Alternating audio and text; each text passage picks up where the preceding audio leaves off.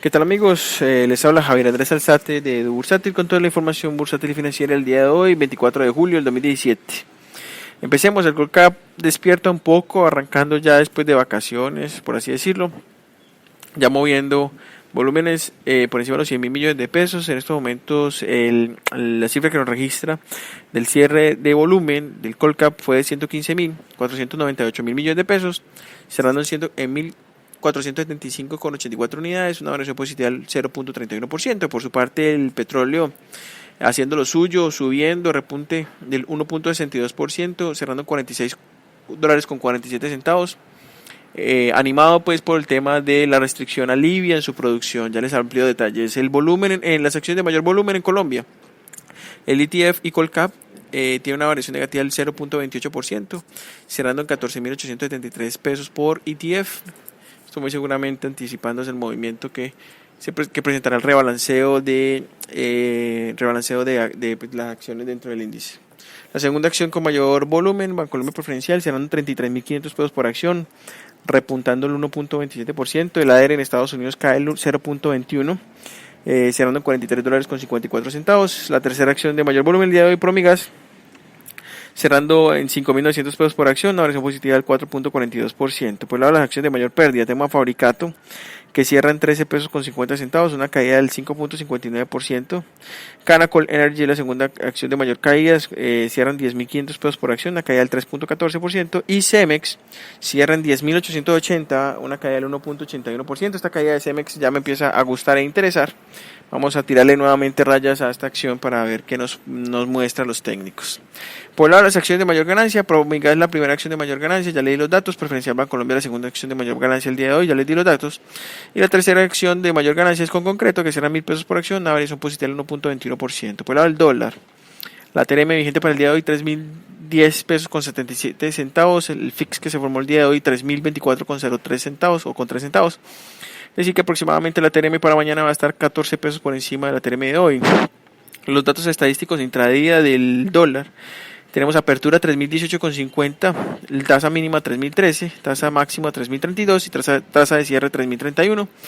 El día de hoy se negociaron 800 millones de dólares en 1.257 operaciones. Por el lado de los TES del 2024, los julios de la referencia más líquida en Colombia, tenemos que en el MEX se registraron 398 operaciones, apertura 634, subió hasta el 641.9, casi 8 básicos. La tasa mínima 6.32 y la tasa de cierre 6.45, es decir que cierra arriba. Muy bien, por el lado noticioso que tenemos, según Bloomberg nos reporta lo siguiente: el peso colombiano comienza la semana cediendo terreno frente al dólar, pese a que el petróleo subió tras el anuncio de Arabia Saudita que hará mayores recortes en sus exportaciones. Y Halliburton dijo que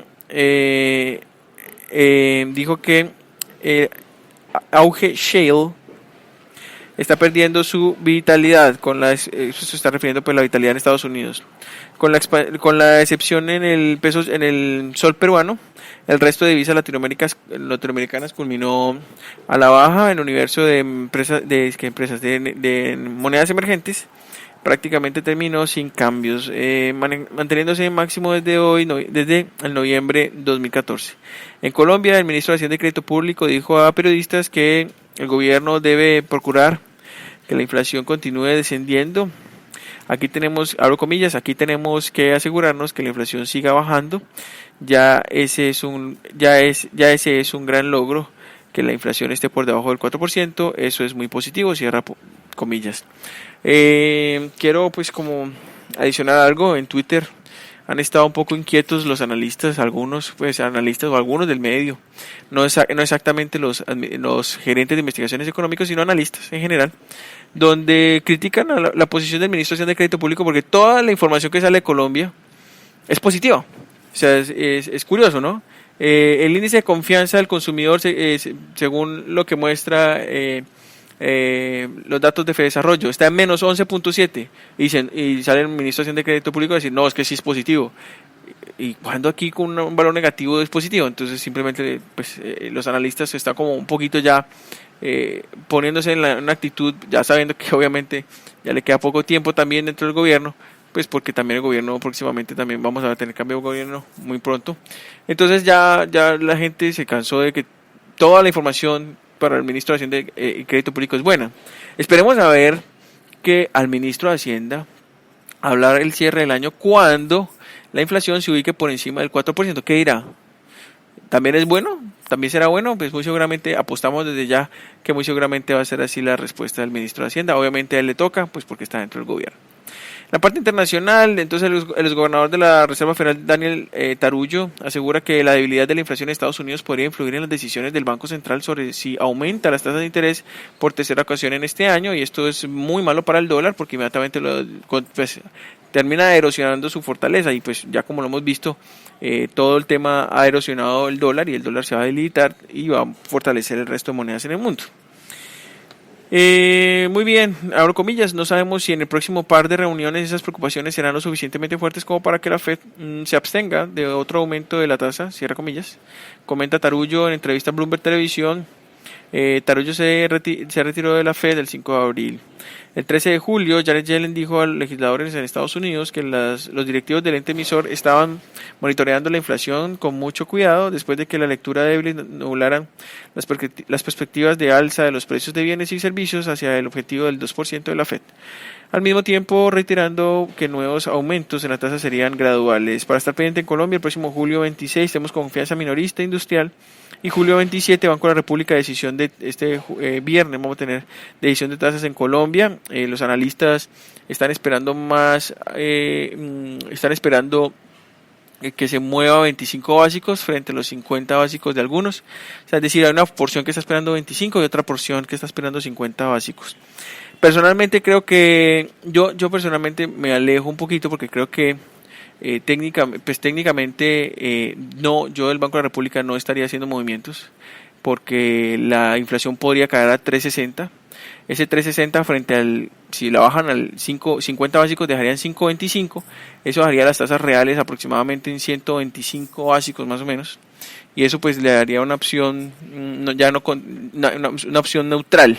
Lo que me preocupa es que la inflación seguramente el mes de agosto vuelva a estar por encima del 4%, y eso entonces al 5.50 dejaría entonces, al 5.25 dejaría entonces la situación un poquito más, pues hay que estar jugando con esos números. Yo en estos momentos creería que el Banco de la República solamente debería mover 25 básicos, no los 50 que algunos están esperando en el mercado, pero bueno, eso es un análisis de cada uno. En la parte internacional no se publican datos macro, la actividad de la FED tampoco tenemos. Esta semana, julio 26, la FED, decisión de las tasas, que es el más importante, pues entonces, digamos como que para estar pendiente del dólar, el próximo 26 de julio tenemos la decisión de la Reserva Federal en torno a tasa, decisión de tasas también en Brasil, y en 28 Rusia toma decisiones de tasas. Miremos a ver aquí, por ejemplo, algunos datos. El consumo de los hogares impulsaría la economía en el segundo semestre. Yo la verdad vuelvo, insisto, creo que este año no vamos a ver un repunte, no vamos a ver repunte en la economía. Por más que nos sigan ofreciendo, no lo vamos a ver. Ya vamos a ver repunte. Yo diría que más hacia el segundo semestre del 2018, que vamos ya el real impacto de las tasas de interés en la cartera, es decir, que vamos a ver los bancos bien agresivos en torno a mover sus carteras, pues a moverse en torno a la cartera. El crecimiento de la cartera la cartera bruta está en torno al 2%, mientras que el índice de cartera vencida a 30 días está disparado casi el 40%. Entonces, eso obliga sí o sí a mover los bancos para que los mismos bancos traten de recomponerse entre ellos mismos a través de sus clientes buena paga, tasas de interés mucho menores, para que entonces así se sienta ese menor de tasas mejor dicho, la superintendencia financiera todavía no va a bajar más de 70 básicos por trimestre. Entonces vamos a vernos hacia final de año, vamos a ver que habría podido bajar 140 básicos más la tasa de usura, y estamos hablando de 35, actualmente estamos en el lado de los 33, 32. 150 básicos más nos pone en torno al 30%, entonces seguimos estando altísimos en torno a lo que vimos hace unos años, en el 2010 más o menos, que estuvimos al 26% en tasa de usura. Bueno, muy bien, sigamos. Comentario: Goldman Sachs forma filas con la gran mayoría de los analistas encuestados por Bloomberg, que prevé un recorte de 25 básicos en la tasa de intervención del Banco de la República este 27 de julio, llevándola a 5.50. Si bien tanto las cifras de actividad como las de inflación sorprendieron a la baja, el ente emisor reduciría su ritmo de flexibilidad con un recorte de 25 básicos, dado el deterioro de la expectativa de inflación, comenta analista Juan Pablo Mateus en el reporte a clientes. Mateus argumenta que el ente emisor evitará una reducción de mayor calibre, pues las tasas de política monetaria ya han disminuido considerablemente en 200 básicos desde diciembre de 2016. Después del recorte de 27 de julio, vemos un margen adicional de 25 básicos en agosto a 5.25, después de lo cual esperamos que el MPC permanezca sin hacer cambios durante el resto del 2017. Yo me insisto, es un tema pues ya de análisis. Pero como les digo, en el 2017 no vamos a ver repuntes, el tal famoso repunte que estaban anunciando o que se está anunciando para el segundo semestre no lo vamos a ver. Lo vimos con el programa de Colombia Repunta, se anunció con muchos bombos y platillos, el ministro de Hacienda y Crédito Público le hizo mucha bulla. O sea, lo que quiero contarles a ustedes es que el gobierno nacional está muy amigo de las noticias, muy amigo del titular, muy amigo para tratar de venderle a la gente buenas expectativas y que la gente, la opinión pública, así salga a consumir y mejore su nivel de consumo, y pues esto genera actividad económica, pero no se han puesto a pensar los grandes detonantes que publicamos en nuestro más reciente post, que es Colombia, un país de morosos. Ahí les muestro con detalle qué es lo que está pasando, por qué el consumo se ha deteriorado tanto. El ministro de Hacienda y Crédito Público no se ha sentado a evaluar efectivamente el gran impacto negativo que generó el incremento en un solo envión de 300 puntos básicos en el IVA. No se ha dado cuenta el gran impacto que ha generado sobre el consumidor, el colombiano en general. Ha generado un impacto durísimo. El consumidor se ha sentido muy lastrado por eso, y esto ha generado pues un deterioro del consumo, y la actividad económica no va a repuntar hasta que el consumo no se reactive.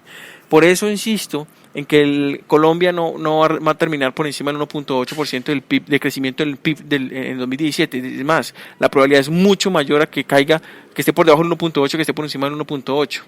Y por más que nos sigan mostrando y nos digan que vamos a ver un repunte de este indicador para el segundo semestre, yo simplemente les digo, bueno, ojalá Dios quiera, pero yo no lo veo.